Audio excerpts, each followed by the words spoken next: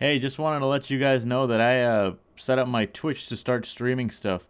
I did a playthrough of Mario Sunshine recently, but don't watch that. Don't, because I was just basically working out all the kinks of streaming, and a lot of it's there's a whole session that doesn't have me talking because my mic was not plugged in. Don't watch it. But I'm gonna start streaming Metroid Prime, probably. So go check it out. Maybe follow. Who knows? All right, whatever. Here's the episode. Hope you enjoy it.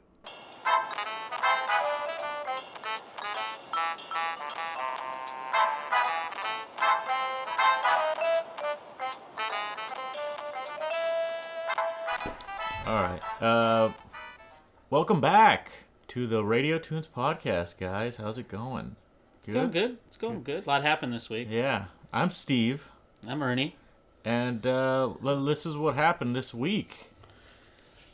What a cheesy way to start it. I know, right? It sounds, is that what's happening in your town this week? All right. Well, the big news, I think, some smaller news, I should say, is SNES pre-orders went up on Friday. People were going nuts because Walmart put the Super Nintendo Classic up. And no one I know got one because they went extremely fast. You know what? It kind of got buried, to be honest, because with all the Comic-Con stuff. And by the way, we didn't go to Comic-Con. All the trailers are up online. So wait, this is live from Comic-Con. Oh, this is live from Comic-Con. This is live from Comic-Con. So if you hear the noise in the background, we're sorry. It's just so many crazy people. Yeah, we're so overwhelmed with cosplayers. Oh, and there's Nathan Fillion. Wave to Nathan Fillion. He's there and the cast of Game of Thrones. I don't know. Yeah. Okay. Anyway. No, that's it. Kind of got buried because I was watching trailers and doing all that stuff on Friday of all days. Yeah, people were talking about that new Avengers trailer. Yeah. Trailer for like the Justice League and all that. It's funny. It was so funny. Some people were hot and cold on it. Like somebody tweeted at me and they were like, "This is hot garbage." I was like, "Really, DC? I don't know. They did a good job with Wonder Woman." Yeah, because these movies matter, dude. Don't you know that? These movies matter, dude. Don't go into that. Come on, don't. These movies matter. I'm gonna put up the picture of a little girl looking at a Ghostbuster, and then the Rotten Tomatoes score right next to it. So okay, just leave that up the whole episode. Okay. No, what was I gonna say? I thought it was funny because the Avengers trailer didn't actually premiere online. It didn't? No, people were leaking it from oh yeah, that's right. From footage, right? Yeah. And more people cared about that than DC's actual premiere of their Justice League trailer. They actually put theirs online. That's hilarious. I don't know. I think Cyborg looks really cheesy, and I just don't think it's as well planned out. Okay, I'm not gonna get into this. I mean, we talk about superhero shit a lot, so. Yeah. Let's just skip over that. I didn't care about anything at Comic-Con to be to be honest, Comic-Con's kind of gotten for me. I can understand why it's such a big deal now. It's because a lot of TV and movies are there now. Like any TV show you watch, they probably had some sort of thing there. Like Cindy and I are big fans of Supernatural. Yeah, and video games, everything there. I mean, Supernatural is the big thing. Is they were on with Conan. And then they announced that they're having Conan O'Brien was there, right? Filming a whole show. Oh, dude, he's been there. He's done consecutive shows from there for years. That's and cool. He always does something cool. Like last year, he drove there in a Max Fury style car, and he was in that big red long underwear, and he was playing a guitar. This year, he was riding around in his Conan mobile. Oh, you're talking about Mad Max? Oh, I'm sorry. What did I say? You said Max Fury. Oh, Max. I think it's called Mad Max Fury Road. There you go. That's why I got mixed up. But okay, so he always does something big. I see. But he was on with them, and then they announced that they're doing a spin-off with these two other people from the show. So big deals for people who care about it. But to be honest, it's everything's online. I think all I saw from that was he did a tribute to Adam West. Yeah, and that made me very sad because I really liked Adam West just because he was the kind of person that you want to be like that when you're his age, you know? He was just a really funny guy, and he had a great sense of humor about his whole career in general. And I know Conan, he actually did a pilot with him at one point called Look Well.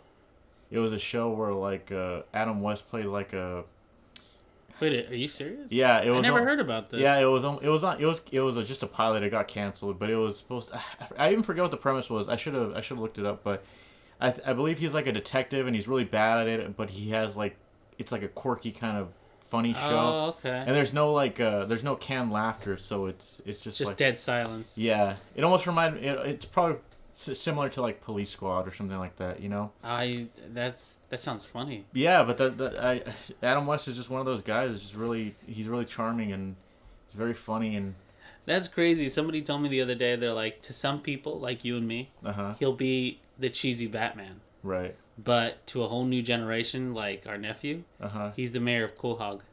Yeah, like that's what I mean. He was always like a play on himself. Like in Family Guy, he played himself, right? And then an exaggerated version of himself, right? Yeah. But then, like in Fairly Odd Parents, he played a character called Catman, which was essentially him being like a cheesy superhero. You know, like he was very well aware of where he stood. Yeah, just a really great. People that have, I think it was your favorite person in the world, the creator of Family Guy. Seth MacFarlane, who said like he was always up for anything and everything, and he was always so optimistic, and everything was great. He was like a living embodiment of the Lego Movie because he's just like everything's awesome. Oh, I see. I wouldn't like to compare him to the movie, but sure, why not? I would put I used to put that show on in my room. People would get mad. They would hate looking at that show. Which one? The original Batman. Why? I used to always have campy. that show on. Yeah, I know, and I loved it because of that. Because of the things I like, obviously, it just fits right in there. But I used to watch that show every freaking day when it would come out because the stupid ways that they would get out of traps was always so creative. I remember this one time Batman got out of I forget what was happening, but he was like hanging by his wrist and he used his belt buckle to reflect something. I was like, what an ingenious way to do, like, to get out, using the reflection off his belt buckle. And I forget, he blinded somebody and they fell on the thing and he got out. I was like, that's good. 60s were a different time. But, you know, that's why the SNES kind of went under my radar. I didn't even hear about it. And then I think it was... Splatoon came out, obviously. Yeah, Splatoon, that was the other big one. Is like, I had it downloaded... I thought it was going to go live at midnight. But you told me it went up at like 9 I think it went up a little bit PM. earlier. Yeah, and I was on the fence about buying it because everyone was like posting stuff that like they'd already been playing it and everything, and I was like, fuck, I kind of want to buy it physical, have it in my hands, like a real copy, you know? I don't want to anymore. But yeah, like it got later and later, and like at like 1 a.m. I was like, I'm just gonna fucking download it. So I got it, and I've been playing it, and I think I'll list the negatives first, just so this doesn't sound completely like I'm hating on it. But I really dislike that it's so similar to the first game. I really do. There's just some of the clothes is the same, which I mean, I guess it's bound to happen. You know, people wanted some of that stuff, but like the single player campaign is pretty much identical to the first game. Yeah. Like story wise, it's pretty much identical. More of the same stuff. Which whatever, you know, like I'm enjoying it so far. I'm just not really wowed by it, you know? And then multiplayer, there's like literally some of the same maps from the first game, which when I bought the game and I first started playing, the two maps that were online in quick play or whatever were maps from the first game, so I was like, I'm just playing the first game. There's nothing's new. And I don't know, that kind of rubbed me the wrong way, but other than that, I would say the new stuff is pretty good. I like the new weapons and no, well, I'm enjoying it a lot. I mean, I don't know if it's just because it's on the Switch. Things don't take too long to load. I love that I could take it everywhere with me. I know it's a lot very similar to the first one, but I really enjoyed the first one. There was also like one of the things I was excited for was like I can't wait to hear the new music tracks. I really like music in games, and a lot of them are the same. Yeah. And I was like, fuck, dude, like I'm not saying it's not worth $60, but I think if you labeled this game Splatoon 1.5, it would be a little more of an accurate title, you know? Like, I would say yes, except if their track record holds from the first one. Do you remember the like plethora of DLC that they gave out? Yeah, they add a lot of free shit, and I'll give that to them.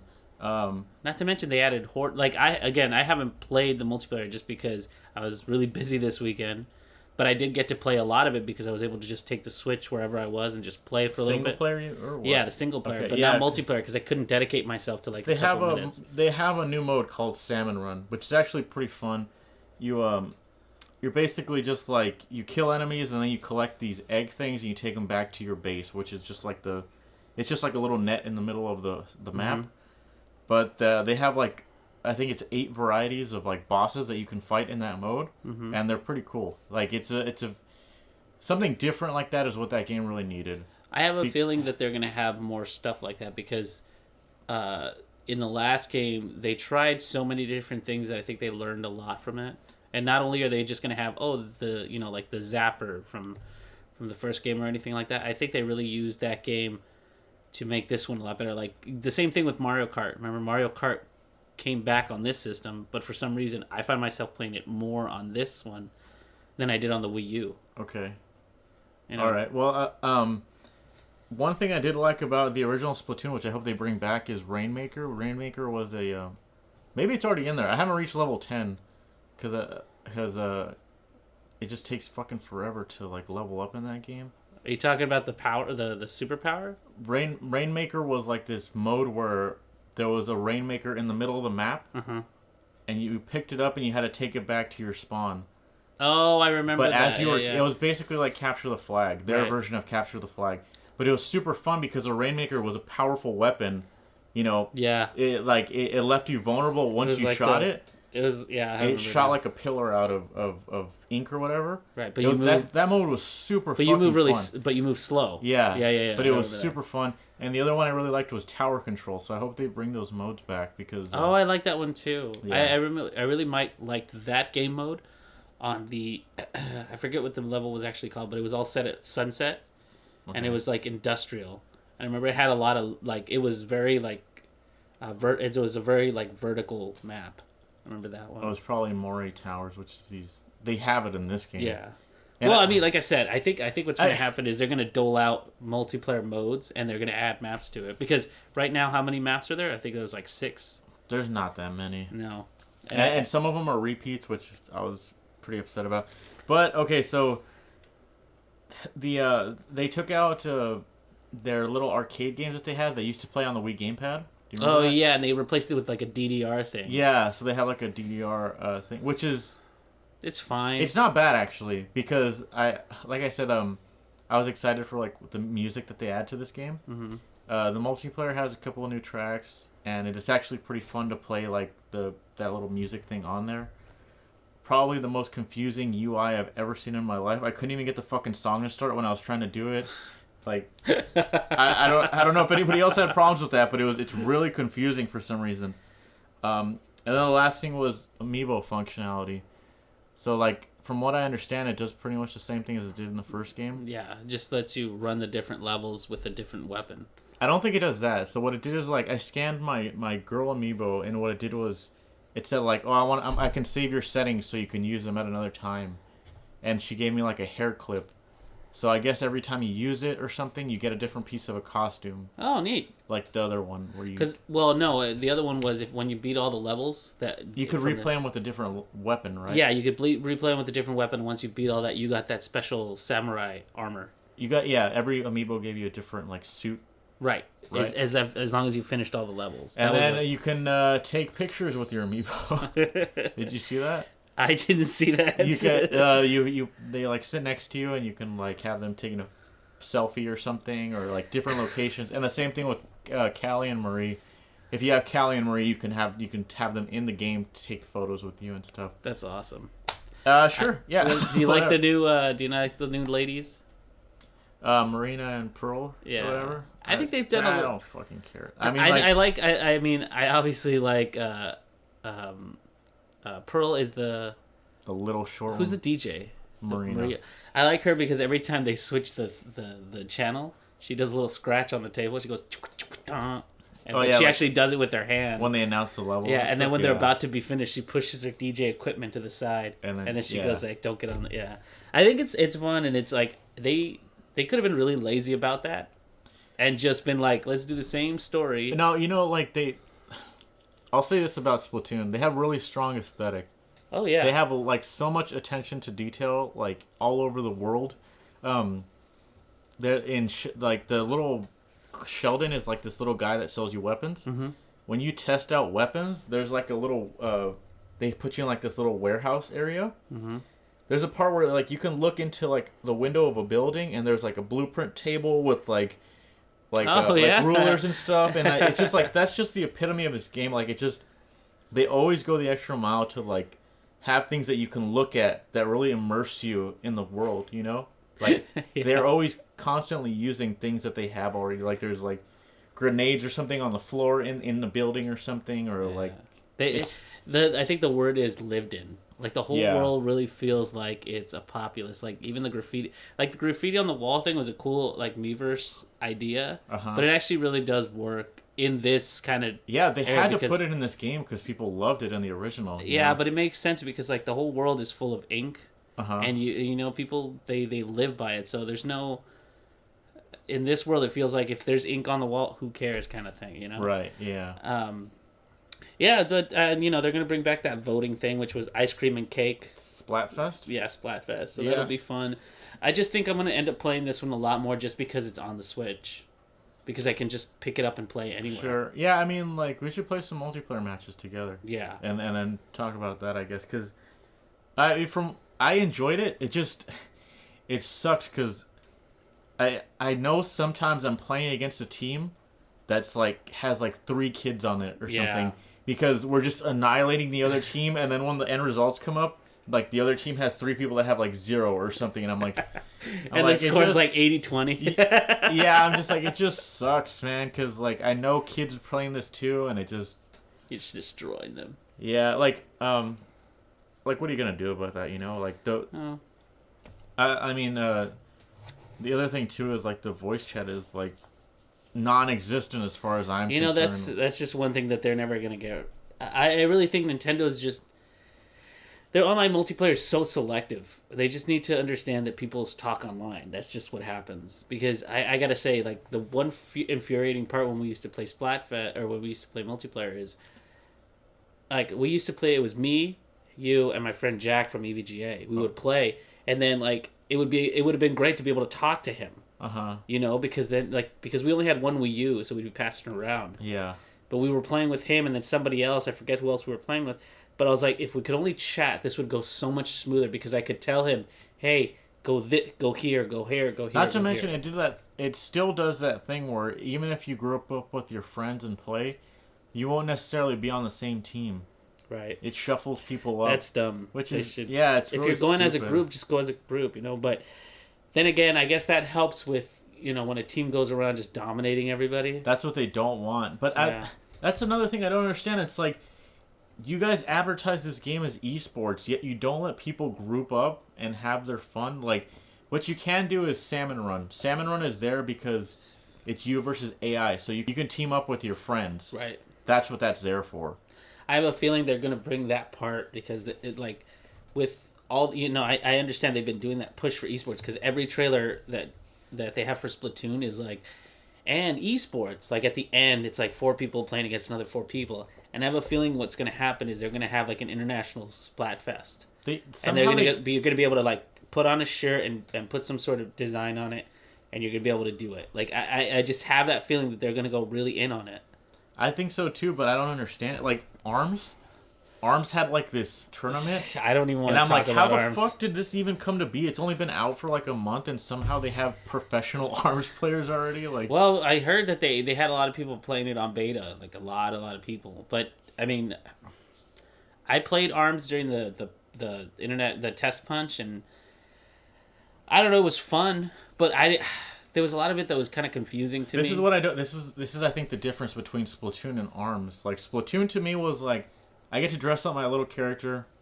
Cool. That's all I want. You know, like I don't like multiplayer's pretty bland. Like no offense to it's fun, but just like Arms, I don't think you can take it to a competitive level. And that's the whole reason I didn't buy Arms was because how far am I gonna get in this game? You know, like there's only so much you can do. Plus, there's not really a single player campaign where you can kind of play something. They've like, I mean, even Smash Brothers to a certain extent. I'm like, how do people play this fucking game competitively, dude? It's like Melee was one thing. Melee had like real gravity and real. Well, Melee like, even had a first like that one player mode with all the cutscenes and stuff.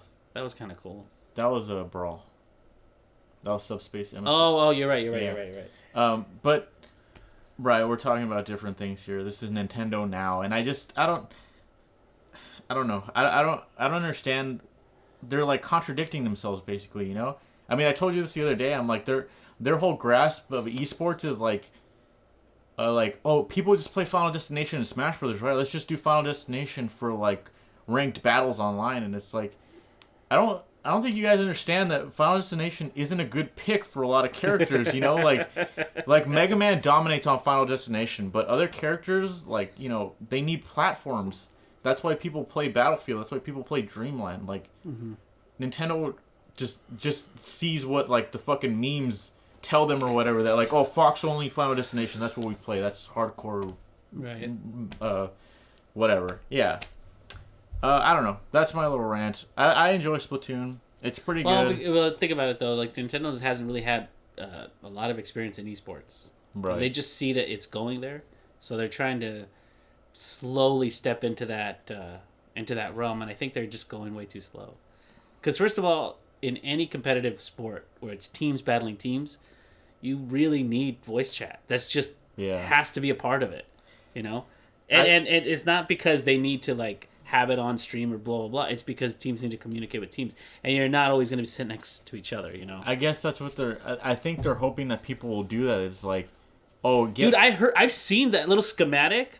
Can you put that little schematic on screen right now? The one where you can do voice chat, but you have to plug in like a thing and plug in. Oh a yeah, I'll put that up. But I just that little schematic is ridiculous. It's like, okay, you said fun for everybody, but like if somebody's playing this, like I'm guessing the lowest, like the smallest kid is gonna be like what 10 playing this. You want him to set that whole thing up just so he could chat with his friends? I don't think he's gonna go through the trouble. Yeah, I'm not saying he can't do it. I'm saying he's not gonna go through the trouble. And it doesn't make sense to have voice chat when you can't be on the same team all the time. Yeah, you know? It doesn't. So I make just any don't. Sense. And that's another thing. They just need to be like, okay, if you want them to be competitive, you got to give them a way to practice it.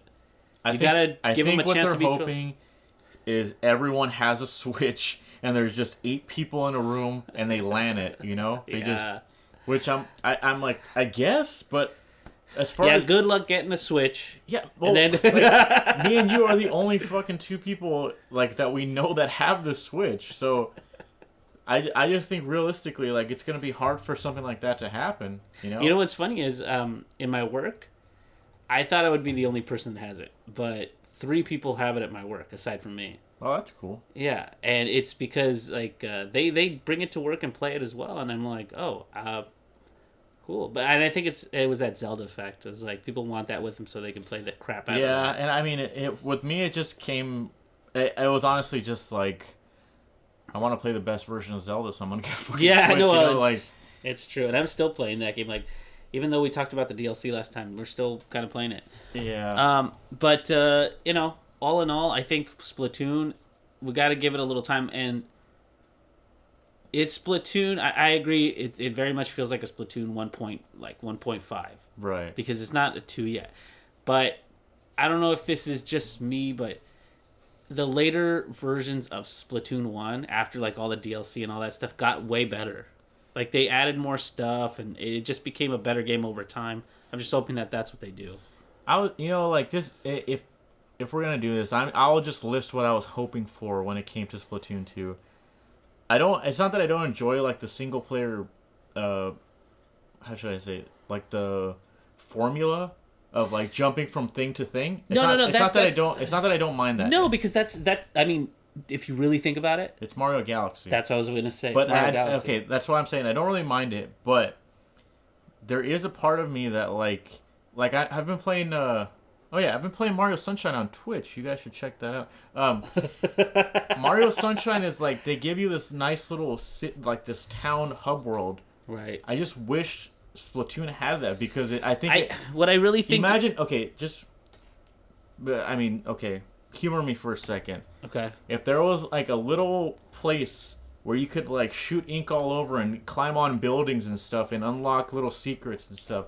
Just imagine Delfino Plaza with a squid. Like how fun that would be. I just really wish that they did something like that instead of like. I mean, not to say that their hub world isn't good. I don't know. What I think you're clamoring for is less about because here are the things that I liked about Splatoon 1 and they continue in Splatoon 2. It's like you don't just go to the new level and then the new level is there for you to just jump into, like Mario 64 where you found it, jump in. Like you have to go through a little bit of a thing and then locate and then paint the portals. Yeah, they don't tell you where they are, so you have to discover this little hub. Mm-hmm. And that's cool. I think what we're clamoring for is like it's such an immense world and it looks like it has so much character, yet your character has no story whatsoever. And it's the problem of that whole like MMO problem. It's like, how do I make you special in a sea of like 1 million people who are playing this? I don't know if it's that or because just... wouldn't it be great to have some sort of lore to go along with this character that you've grown to love? Like because the little Splatoon kids look like they have so much character. It's like you see all these kids, they're all Splatoon kids. We're like the older like. And you see all these different characters. I don't really mind it that much. I'll say this though. When I was a kid and I would play Majora's Mask, I really liked rolling around as a Goron because that was fun, and there was a big map for me to do that, and that what made that game like more fun to me was things like that. Moving in Splatoon is actually pretty fun when there's ink around and stuff like that, but they don't let you do it. Like in the main hub world, or like Inkopolis or whatever, where you can choose shops and whatever, they don't let you shoot ink and move around. I'm like to discover things. Yeah, like I don't know, and the places where you can do that in one player mode are super small. They are. There's not a lot of places to move around, but okay, I'll end this on a good note.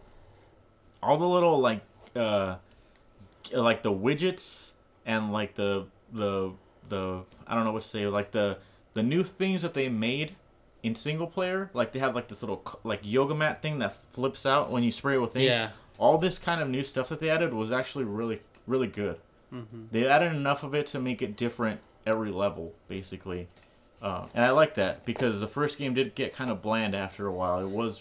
Yeah, because after like the first 3 guns, I think they stopped introducing new things. They just they added new physics to whatever you were doing. Like sprinklers were on the roofs and stuff like that. Yeah, like those things you were talking about. There's these little like light bulbs that you shoot and you teleport to. Yeah. They have those now. They have these little yoga mats that roll out when you spray them with ink. They have these little speed pads that when you land on them, you get like launched sped forward. Yeah. And then they also have these rails, which they had rails in the last game. But you can shoot ink off of them. Specifically in single player, you can't do it in multiplayer, which pisses me off. But whatever, you can shoot like you're grinding on it, like a little Jet Set Radio style. Yeah, or like a Sonic Adventure 2, if you will. Like you're riding the rail and shooting, and it's fun. Or like in Super Mario Galaxy, where you go from one place to another and you can grab all the little star bits and stuff. Yeah, like stuff like that. I'm like, put a fucking rail in Inkopolis, and I'm all over that. Make moving around fun, like. I don't know. Just no, it's true. Like to like expand on that, like Shovel Knight, which we both played. The new one that came out was the Spectre of Torment or whatever. They had this little area where you could go and explore. Yeah, and that was a lot of fun. That. I did, but it was only like 6 rooms, and they had a rail you can grind. That's they had a rail, and he did cool tricks. Yeah, like the cool kids. God, that game was so good. That was that's by far like the best DLC I've ever played. We should talk about it on the next one. Yeah. But okay, let's close the door on Splatoon because I think we could keep having talks about it because it's going to lead into other Nintendo news. Yeah, we did watch a movie. Yeah, like here's the crazy thing. Like every so often, Netflix will just reset and have a bunch of new stuff. Yeah. And I think it was last Thursday, I was like, what the heck?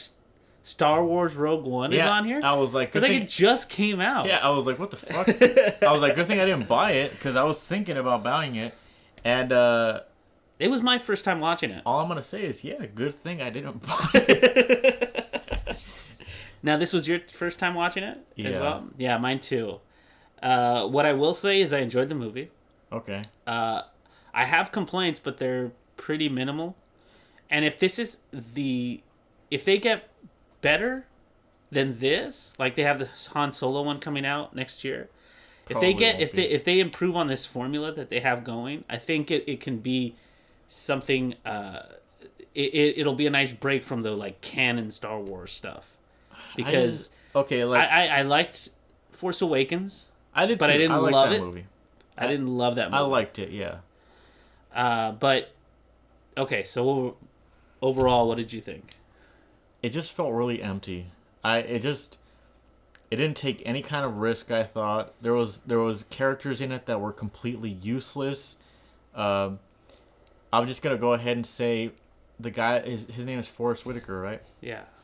That character was the most useless, like fucking pandering character, like stupid character. Like he came in and the first thing he did was breathe like Darth Vader. I was like, are you fucking serious with this? Like, just let that die already. Like, that was just something that Darth Vader did. Why are you trying to like ride the coattails of a good character? Just get out of here with that. All right, let's go over all the characters, because I have specific things to say about that one. But Forrest Whitaker, and then Donnie, I think his name's Donnie Yen. I forget his actual name in the. Okay, so you have Forrest Whitaker. You have the cheesy old veteran dude. Fuck him. Then you have let's talk about Jin, the main character. Yeah.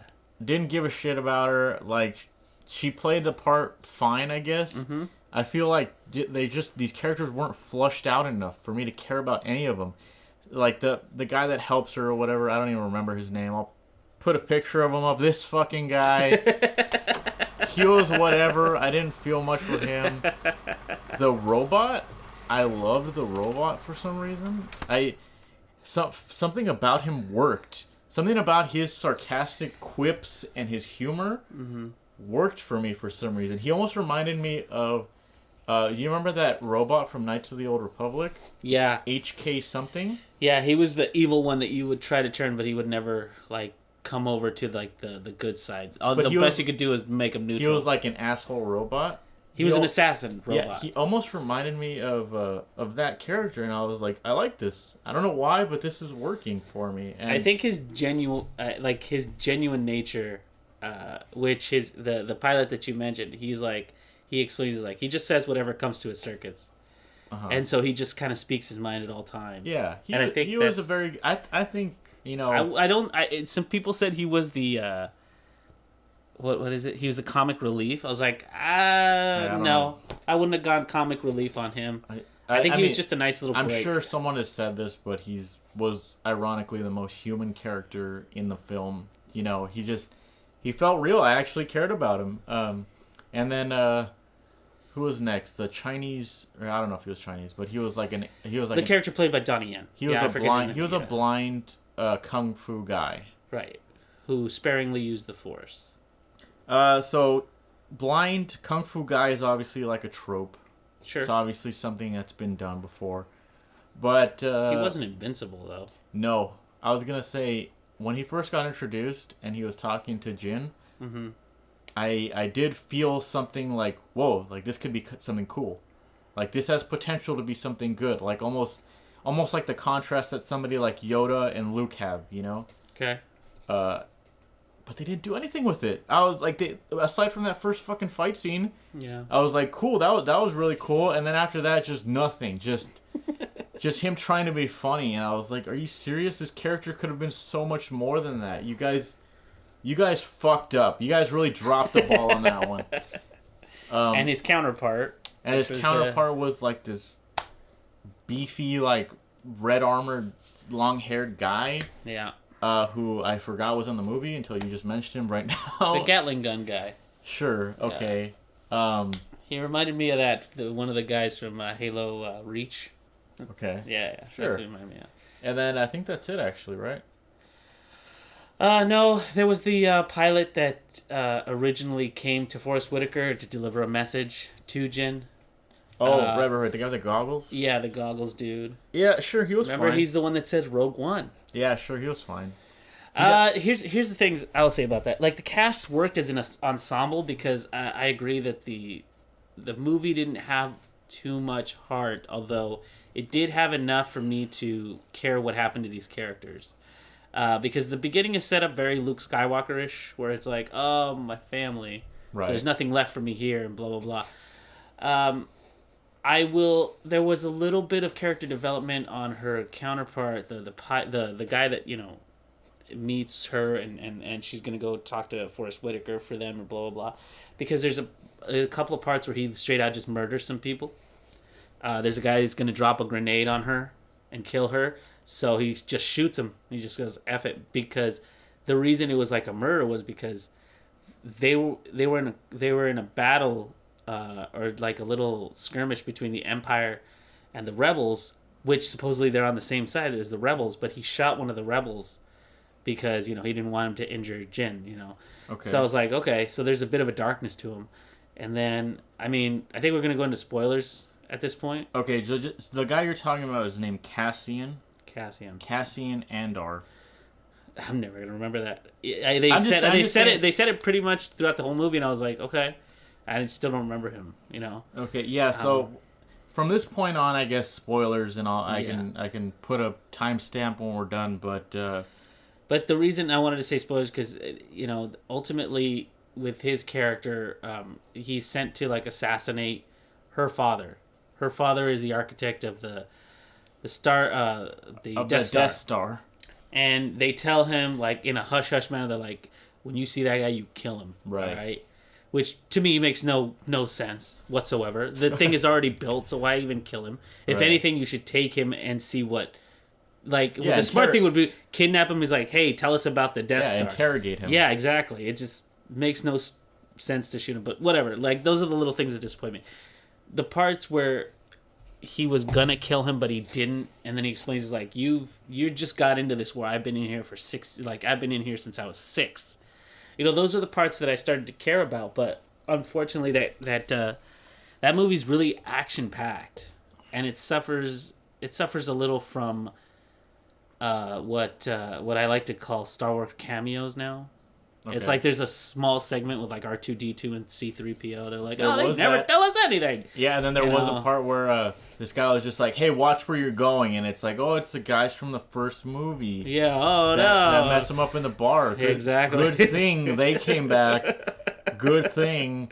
And the parts with Darth Vader in him. Okay, I'm going to say this about those parts real quick. I really enjoyed the parts with Darth Vader, and I feel like... I clapped when I saw Darth Vader. Yeah. I'm not going to be Rich Evans here, but when those parts happened, I can't help but feel like the director was like, we can't fuck this up. Like, Darth Vader is here. We paid a lot of money to have this guy here. He's Space Jesus. Yeah. And he needs to be exalted as such. Please just make him look good. And they did. If I can get some shots, some screenshots of it, I'll put them up. But they had some really cool shots when he first came out, and like everything about the scenes that he's in are good. Like, as far as I'm concerned. As far as this series of Star Wars, the one thing that I never have a problem with is how it is visually represented. Because from the first part of this movie to the very end, it all felt like old school Star Wars because everything's gritty. Mm-hmm. Everything looks like it's like if it's outside, all the like technical parts of it, everything looks worn down. But even like, for example, when they're in the base, the second one where they're trying to get the Death Star plans, everything looks like it belongs in that universe. Like even the part where the robot K2SO, like he's reading the memory off another robot. Uh-huh. They have that stupid little R2-D2 prog thing, like the little prod thing. And he even does it, like, even the little stand where he's operating the controls looks like from where they're in episode 5, where they're going to go rescue Leia, and she's in, like, a prison holding. Everything looks the same. Yeah, I know what you mean. They got the look down. But the funny thing is, it doesn't look like a different universe. It all looks good. It all looks the same. I would actually argue that and say that they put a lot of Star Wars things in this movie. There was a lot of parts where I was like, am I watching a fucking Star Wars movie right now? Because it doesn't feel like it. the great things about the first 3 movies, I got such a great sense of adventure from them. I got a whole. When you say the first 3, do you mean the prequels or the main ones? A New Hope. Okay. Empire, Jedi. Right. Okay. All right. Just I got a sense that like we're going somewhere. We're doing this. It's just us. Like we're real people, real characters. You know, like I couldn't get that from this movie. I was just constantly like, what are they doing? I dozed off because it was so boring for a second. Like. I think it, and this is something I told you when I right after I finished watching, was like the very beginning, after the scene with the farmer and the thing where they're at the farm and she escapes and blah blah blah. Uh-huh. Like right after that, you start planet hopping pretty fast. Like you're like, hey, this guy's over here. All right, I guess we're going to Gavin 4 or whatever, and then they go there, and then there's a lot of titles, and there's like, hey, I'm here, let's go back here, and then they all kind of converge. That's the other thing too, is like I'm not too big on them name dropping planets and stuff, because even me as like a Star Wars fan, I'm like, where the fuck is that? Like I don't even know what you're talking about. Like it just okay. That aside, let me say something real fast. Like I said, when she first meets that blind kung fu guy, right? He talks about that crystal on her necklace. Right. And how it's a gem that powers a lightsaber.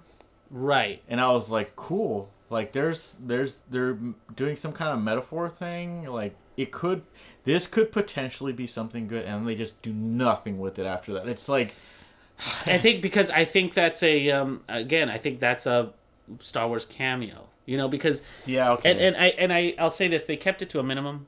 Uh-huh. They mentioned Jedi, they mentioned temples of Jedi, they mentioned crystals, they have R2-D2 show up and say nothing. Right. C-3PO, same thing. They even have Leia come out, and they're like, oh, Leia. Yeah. And even the guy Jimmy Schmidt goes like, who are you going to trust to take these plans? He's like, I know who, and he takes off, and I'm like, oh, and he goes, and he tells her, that I'm heading back to Alderaan. And you know what happens to Alderaan in the first, part 4. But, I will say the one thing that they really restrain themselves on, and I applaud them for this, is that they're trying to make this a new side story, right? Sure. So the very beginning has no Star Wars title crawl, and it doesn't have and it doesn't have the Star Wars theme until the very end. Okay. Because they want to tell you this is a story that has nothing to do with Jedis. It doesn't have anything to do with like classic Star Wars, except for Darth Vader. Right. Which is why I was like, if they didn't have him in here, this could be its own like thing, Right. But I understand why they had to have him in it. I wouldn't have watched it then because it was boring. Damn it. No, I was gonna say. Oh, and since we're talking about Darth Vader, we have to talk about Grand Moff Tarkin.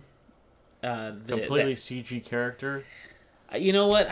I want to say, because I want to say that I really applaud the artists and the really hard-working people who try to make that character look as realistic as possible. I was watching this movie like at 4 a.m.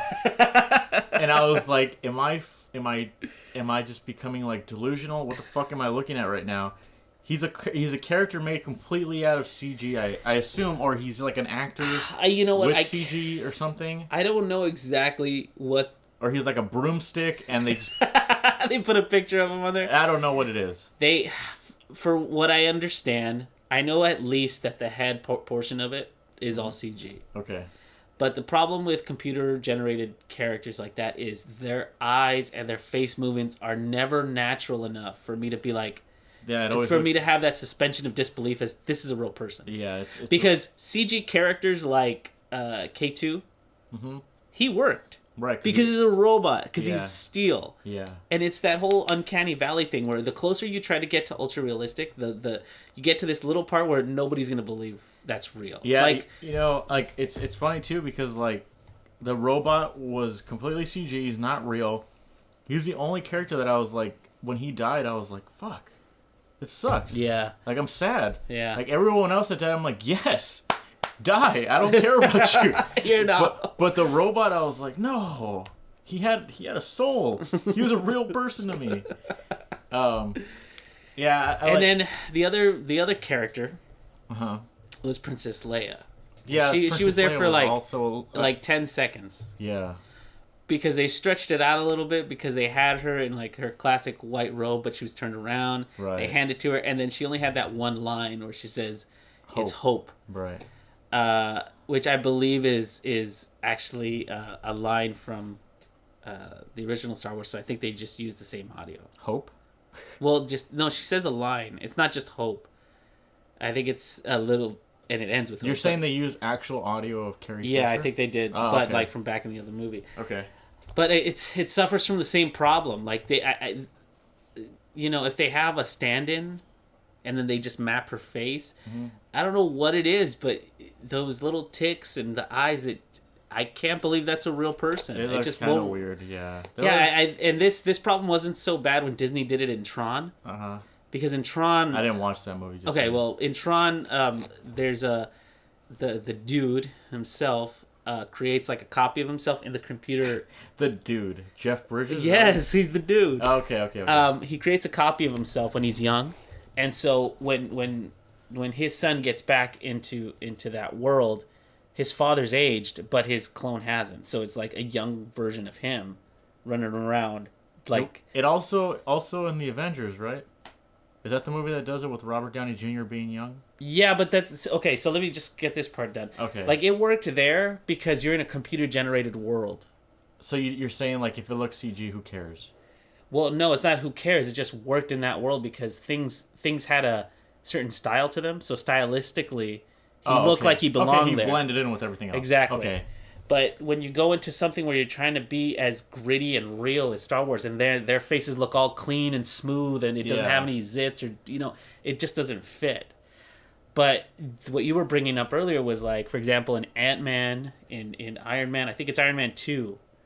Or no, I'm sorry, Civil War. It's Civil War. It's Civil War. They make they freaking de-age Robert Downey Jr. and they make him look young, and it looks ridiculous. And who it's Michael Douglas in Ant-Man, which took me completely by surprise because in Ant-Man, when I went to go see that in the theaters and I saw that, I was like, dang, Michael Douglas hasn't aged that much. Yeah. And then all of a sudden he's old and has the hearing aid and he's all white, like his hair is all white. I was like, oh crap, that's right, he's really old. Like that got me. Yeah, that was done very well. And I don't know what that process is, but I know they actually use the actor. Right. And their facial features, and then they Photoshop them or something in real time. I don't know, but that seems to work.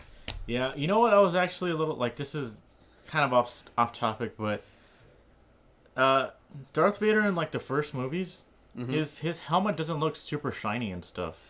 No, actually, in part 2, it has a bunch of fingerprints all over it. It looks like almost. Well, I'm gonna say it almost looks like it looks like matte. It doesn't look shiny. I know in part 2 it is shiny because I could see all the fingerprint parts on it. Okay. But I believe in part 1, I think you're right. I think it was more like a matte finish, and they didn't really put like a lot of light. I was just kind of hoping in this one we would see that. Like if they were really going the extra mile to make it Star Warsy or to make it fit in with the other ones. I was like, why wouldn't they kind of like demake him? Yeah. So to speak. I agree. And make him match the originals, but it looks super HD. He looks like super clean, like professional, suit, and he looks like Space Jesus, man. Like he's what's coming funny? to save us all. There was this weird scene with him in like a tank of water. Do you remember that? There's the reveal of Darth Vader is.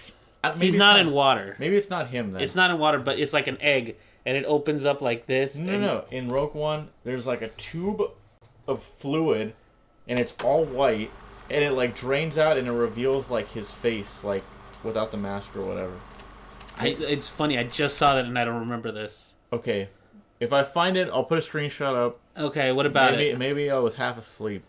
It might have been one of those times where I took a drink of water and I missed it because things move really fast in this movie. Yeah, it was just weird because I was like, is this established in the universe that like Darth Vader lives like in a tube of semen or something? Like I don't well, no, it is established that he's really weak. Okay. It is because like in I think it's in I think it's 1 or 2, they show him without his helmet on. And like he has to live kind of in this hermetically sealed pod. I remember that. Yeah. He has to live there because like if he gets any infection or anything in his suit, he could die. And so like which is really, really why that is so awesome, because he's like this massive force of damage, and yet he's super like vulnerable. Without the suit, he's a brittle old man, exactly, ready to crumble. The last thing I'll say about this, I don't mind when movies don't have a love story, but these last 2 Star Wars films have lacked that, and I feel like love stories allow people to relate to movies and characters more, and I don't know why, but maybe because the main characters are women, they feel like, oh, we can't make them fall in love with the man because fuck men. Like, they have that kind of tone to them, like no, she's too strong. She would never go out with a dude, or like, you know what I mean? I understand your point. Like the Force Awakens suffered from this, where it's like this weird, like, okay, do Finn and Rey like each other, or is like Finn gay, or like, you know, like is Rey gay, or like what's going on here? I feel nothing for these characters, like, emotionally, because I don't know if they're supposed to be together or if they're secretly gay, and like, you know what I mean? Like, I just if they did allow them to do that, like, I feel like you would become more immersed in these characters. Maybe not, because like Cindy got me into the X-Files. Okay. That's a really great series. Okay. And the relationship between Mulder and Scully is great until they start making them like a couple. Okay. Because it destroys their individuality. Okay, that's a little bit different though. I'm talking about, like, even in any kind of series where there's like a relationship in going on or whatever. Yeah. Like Jim and Pam in The Office, it's like you like that show. Yeah, no. So much of that show but it's centered around them. Okay, but right, like it's good because of that. Once that relationship becomes a thing and they stop worrying about it and they try to go on to other characters, it doesn't work. Okay, but that's the problem. If you build it around a relationship, it kind of becomes it. But if you do something like, for example, I'll take another movie where I feel like there's a good relationship between 2 people, not necessarily having to focus on the fact that they're men and women, is The Winter Soldier. Uh-huh. Captain America and Black Widow are like best friends in that movie. But never is there a romantic part in it, because they diffuse it. Because remember, there's that part is like, kiss me so that you don't, so they don't look at me. But that's what I'm saying, is like they still had something. They had but that's the thing. Like, they diffused it immediately, because in the scene immediately after that, where they're driving a Ford pickup and they're all like, "Oh, this is how we paid for the movie with this Ford." She says, like, "Is that the first time you kissed a girl?" Like, it meant nothing to either of them. Okay, but let me say this. They all die at the end. You're telling me, like, for me to be emotionally invested in these characters, it's like, just let my dude, like, get a kiss or something. He's gonna die. He's gonna die. Well, like, maybe let them have like this kind of happiness. Maybe he's into space chicks. All right, because did you notice that little? I swear, this, like, it suffers from this stupid, like, we gotta show this. Remember in, like, I think it's Return of the Jedi, they have that girl with, like, the 2 long tentacles coming out of her head dancing. In Jabba's palace or whatever. They have a little, like, hologram and like that. Some guy's playing of a Twi'lek dancing around. I'm like, oh god, maybe he's into those, and then he doesn't like women. Maybe he's not even really a human. Maybe he's something else that doesn't have genitalia or something. I don't know, but it didn't. Do you understand my point? Yes, though? I understand your point. Like, especially if this movie was almost looked like a war movie. Like, I can tell you, like, a lot of war movies have, like, some kind of love story or some kind of motivation there, Also, AT-ATs for no fucking reason. Like, oh, yeah, that bothered... on a beach? Those bothered me so much. Like, okay, so let's get some of the bad stuff we hated out of the way. Like, the AT-AT didn't make any sense because those things move, like, a mile a minute. Like, they're not really equipped for that. Like, the original reason they were used in Empire... Right. Was because the ships couldn't get through the generators. Right? So that they planted these AT-ATs to walk along the surface. I didn't know that, actually. And so they could shoot the generators, so once they shot the generators, they could get through. I see. So that's the purpose of them, because they can actually walk through the shield. Right. Okay? That's... And, they weren't prepared for that because they were all just blocking these Imperial. Yeah, whatever. they were surprised when they came out in. Yeah, which makes sense. He's like, we've never seen these before, or whatever. But in this one, it didn't make any sense because they're ground troops. There's no shield above them. Why do they have AT-ATs guarding them if the whole planet is shielded? Not to mention, like, that does kind of make me question, like, so if they've seen these things before, how come on Hoth they didn't know how to fight them? Why did Luke have to use a tow cable? Yeah, they weren't equipped to take them out. Like, it was dumb. Especially since they had ships there. It's not like they didn't have space ships. And then they borrowed from, like, episode 1 where the shield generator was the donut. Okay, yeah. And then they take it out, whatever. But that was one thing that bothered me. And then the other thing that bothered me was, like, she makes this big speech about how we shouldn't go run and hide. If there's empires coming, let's go fight them. Uh-huh. She makes this big speech and everybody's like, nah, we're not going to believe this lady. She's a criminal, blah, blah. I was like, the whole rebellion's full of criminals. Don't give me that. But the second part was like, right after that, they steal the ship and they go and they're like, we're going to do this. And then they hear it from some like some private comes over and be like, hey, they went without us. And then they smile and they're like, let's send all the ships. I was like, really? That's what made you want to go and like try this plan? Because like a small group of like 20 men decided to, hey, let's go do this. Okay, that doesn't make any sense. Yeah, I don't really remember what you're talking about actually. Well, because remember they steal the ship and they're like, he's like, hey, you're gonna take that ship? He's like, what's your call number? And he goes, Rogue. Oh, yeah, Rogue. He's like, there's no rogues. He's like, oh, well then I guess we're the first one, Rogue One. And they take off to go do it by themselves. Right. Okay. Yeah. And then, do you remember that now that they like? Okay. It just doesn't make any sense to me because now they're like, he's like, well, they're 20 men. They're gonna die over there. Good job. You know. I guess we can go over the death of these characters now too.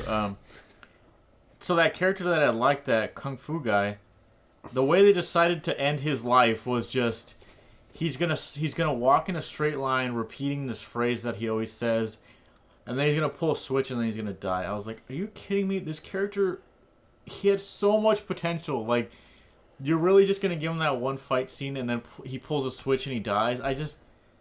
It's fucking stupid. And then he's like, the guy in the red armor or whatever, he like gets mad because I guess they were friends. I didn't even remember that. And then he gets just shot. He a grenade or something, right? Kills him. I was just like, man, you guys are really you're just killing them for the sake of killing them now. Like there's no stakes anymore. Like I don't know. That death was kind of weird. I'll admit it, because the Donnie Yen character was supposed to be their reference to the Force, because nobody else really talks about the Force. Right. But they wanted to make sure that if this is a Star Wars movie, we're not gonna have Jedi, but we're gonna have somebody that uses the Force. Right. And that's why he was a guardian of that temple, and he would say things like, I believe his phrase was, "I am the Force, and the Force is with me." Yeah. And he would just repeat that. And it was kind of like, in their universe, Star Wars is a religion. So you had to have somebody with kind of a faith. Yeah. And then that makes the other guy believe, and he's able to kind of like hold off. I didn't like that either because I was like, a little too late, dude. He's fucking, like he's dead. Like, are you like? But in the Force, we're all together. That's the other callback is like, I'm not really dead if we're all in the Force. Okay, but his body would have disappeared, right? Like that's what always happens. Well, he's not a true Jedi either. Okay, sure. Yeah. So whatever. Listen, I'm just telling you. I will say that the best, quote unquote, or the one that I appreciated the most was the robot's death, because he was holding everybody off, and because he's a robot, he was very like, I'm not gonna make it, and I already know I'm not gonna make it, so I'm gonna try to hold these people off for as long as possible, and then boom, I'm done. It just, you make this guy walk out and pull a switch, and then the other guy immediately comes out after him, and I'm like, so it wasn't a big deal that he came out here because this guy came out here right after him, or like, I don't know. It just felt so stupid. You just really like that character. It's not just that. Like, if you watch the movie, you'll understand. Like, but he's only in 2 scenes, dude. Yeah. Like that's what I mean. Like you really invested in that character because you really like that trope. But like you said, the robot's death is like meaningful. He locks them in. It's like it's really honorable of him. Yeah. Like, I guarantee you, they could have thrown a rock at that switch from where they were at, and it would have done the same thing. Like, they were just like, this guy needs to die, so just let him walk out there or fucking something. You understand what I'm saying? Yeah. That's all I wanted and to be honest, like that whole thing where like, hey, I gotta take the tapes out with this like stupid arm handle thing, like that was dumb. But I understand why they set it up so that they could have this whole crawling scene to go to the top. Like, but I thought that was stupid. It's like, we're in this world where you can have holograms in your hand. Yeah. You can send a massive amount of information in a little service droid. Uh-huh. But I gotta go pull the tape out that looks like a hard drive with like this massive. Yeah. I don't know. That was so dumb. Like I saw that, and it was I was watching it with James out here, who's our nephew. And I was like, I love that the thing is like twice as big as a hard drive. Yeah, like, and she clips it. And I'm like, that's dumb. Like that whole scene where she has to transmit and everything, like the look of it was great, and the fact that they had to climb it was great, but that whole scene is just ridiculous. Like it didn't make any sense. It was like the whole like the handles thing was so dumb. Yeah. I was watching, I was like, this is. Why? It's like, why? Like, why is this a crane operator job? I honestly saw those like hand things, and I was honestly like, am I supposed to just be like, ooh, like technology? Like, whoa, what is this? So like, dumb. Like, I didn't know what to think of that. But again, it's one of those things where it's like, ooh, look at it. It's a shiny, awesome way to get a hard drive out of shiny a drive. Technology. Like, I was, yeah. Plus, when she blasted the thing, like if I'm to understand how those things work, it's supposed to be like sealed in a vacuum, and like there should have been blowback and all this stuff, and where she breaks the glass. Like because remember they're in like this room that has a piece of glass, and then the hard drives are all in there because the hard drive supposedly like if it works anything like our modern hard drive, it's like it has to be kept at a certain temperature, and it has to be free of electromagnetic shocks or anything like that. So, but once she shoots something in there, like, don't tell me that laser didn't hit anything or shut anything offline. Or anything. Like, I don't know. Like I said, I was gonna ask you though. Do you remember? I don't remember how that guy dies. Who? The Cassian. Cassian. He dies. He dies with Jin because they get to the beach and they all die together. Oh, and they're just like holding each other. Yeah. Okay. That's where the part where I think. Actually, the part where they're in the elevator, everybody thought they were gonna kiss. And they didn't. And then they get to the beach and you think they're going to kiss and they don't. They just hug each other. So I'm like, cool. Just fucking friends, I guess. Like, because he tells her, because he's telling her, he's like, your father would be proud. It was almost like the sense I got from it is like, it's not that I'm attracted to you or anything like that. It's like, he was like, he didn't consider her a soldier. I just don't. He considered her like some brat that came in and wants to do a thing. You understand what I'm saying by that? I do. Right? I completely understand, but I don't think like... you understand what I'm saying. I'm saying that they treated each other, at the end, they treated each other like two soldiers, not like two people. It might as well have been two dudes on the screen. Exactly. I get what you're saying. Okay. But just from my perspective, I'm just like, the directors just like were afraid to do it. Like, they were afraid to do anything that tried to that made her look weak in any way. You understand? Like, I get that. I even told you, like, the guy that was cast to play Cassian kind of looks like a wimp.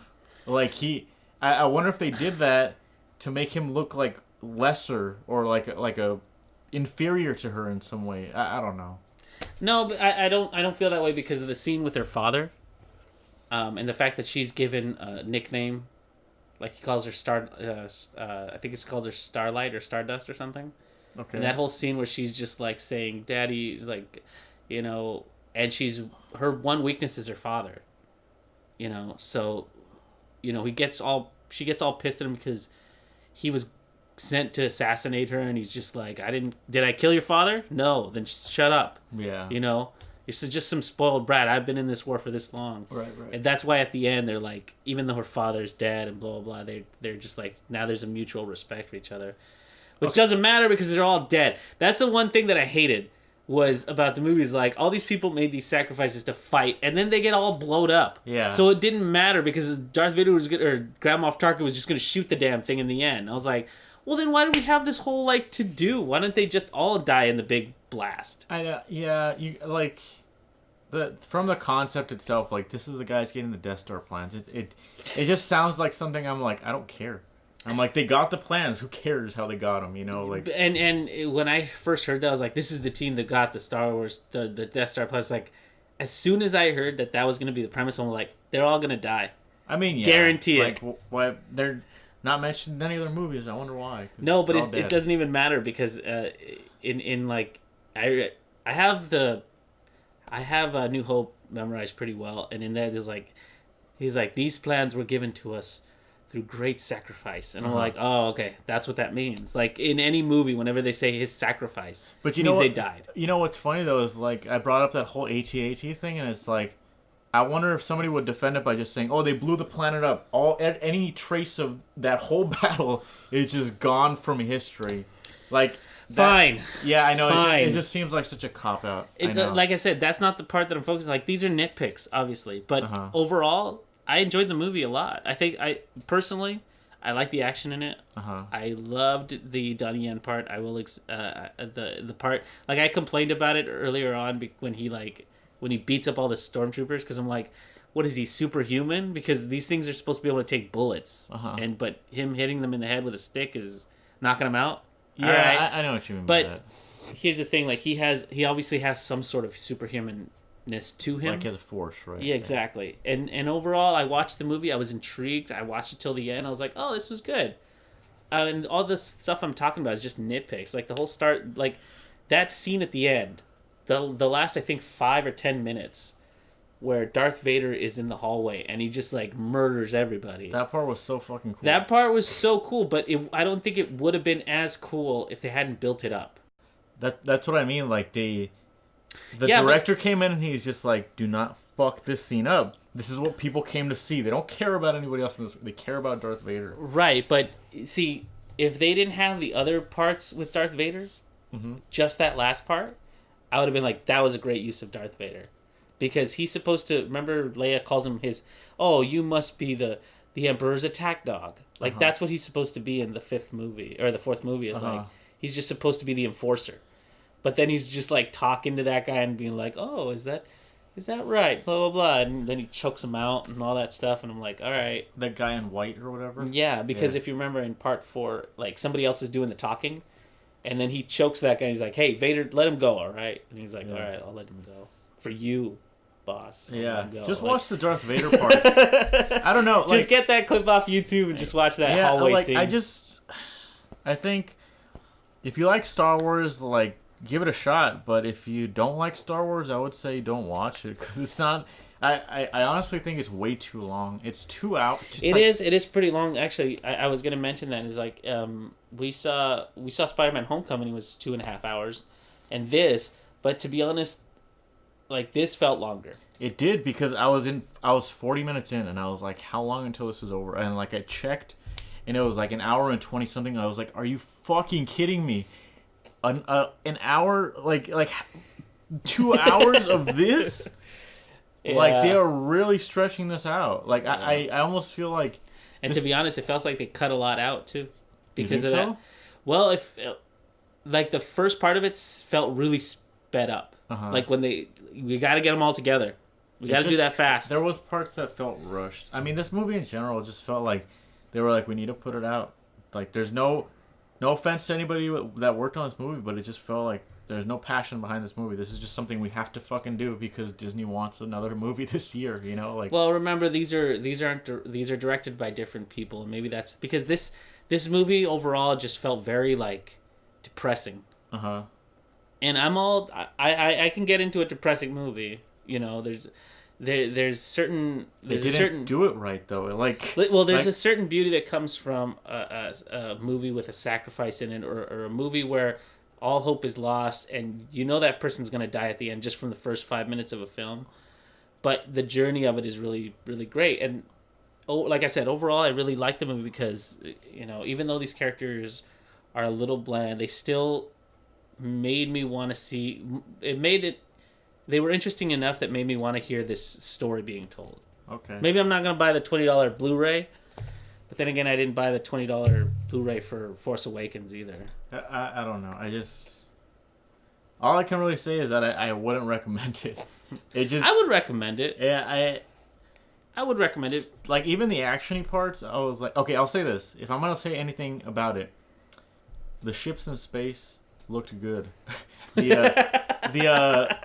The like what are they called? Star Destroyers, is that what they're called? The big like triangle Empire ships. Yeah. the shadows on them and stuff, I almost felt where they were practical, right, or something like they. No, looked... but that's the thing. It's like in space, it's things can look CG and still look real because light is pretty black and white on them. It looked, you know? yeah, it looked really so good. They look good. A lot of the ships and all that shit, like, and then that lady, I don't know her name, but they got someone that looked exactly like that lady from Return of the Jedi or the first Star Wars movie. What's the? Oh yeah. The lady who wears all white and she has like a boyish haircut. Yeah. I think they just hired a new actress, which is she looked not, exactly. No offense to Leia, no offense to the actor that played Grand Moff Tarkin, but seriously, they should have just got actors to play those. Yeah. Because I know that we want to honor the people that that passed or whatever. It's almost disrespectful now that like. Well, Leia hadn't died at the time, so. Oh, that's right. Yeah. But yeah, I mean, they just need to. And that guy that played Grand Moff Tarkin has a huge legacy of films. Like he was the original Van Helsing, a bunch of Hammer films. So he has a whole catalog of great performances aside from Star Wars, but whatever. Well, but like I said, overall, I recommend it. I mean, it's free on Netflix. Just watch it, man. Sure. If you got 2 hours and two hours and a half. See how long you can stand the movie. And then put it in the comments. Jeez, dude. How much you watched? So what you're saying is, if you are a Star Wars fan, watch it. But if you're not, don't watch just it. don't bother. I don't think you'll like it. It doesn't do anything for people that aren't into Star Wars. Basically, what's funny is I would probably see a movie with that Donnie Yen character, like his interaction with the guy that was like his partner. I would watch a whole movie about them. Because he was the one that was guarding the temple, supposedly. Maybe they just give the robot his own spin-off show, huh? No. Well, I mean, he's still kind of alive. They give him his own show. He's comedic, and he lives in an apartment. Listen. I'm not saying that they can't bring him back because, every robot has a backup file somewhere. Yeah, there you go. Hey, brother, All right. We got to wrap this up, so... But just a reminder... Steve has a new Twitch, so if you want to spend a little time with him, what are you playing right now? Are you still going to be playing Mario Sunshine? Yeah, I could put something in the beginning about this, so you don't have to do this. It's a catch-all at the end. Sure. I'm playing Mario Sunshine on Twitch. Probably streaming tonight, which is Monday. You're free to stop by and check it out. What I'm doing, all that. Talk at his face. Yeah. All right, guys. See you next week. See you, man.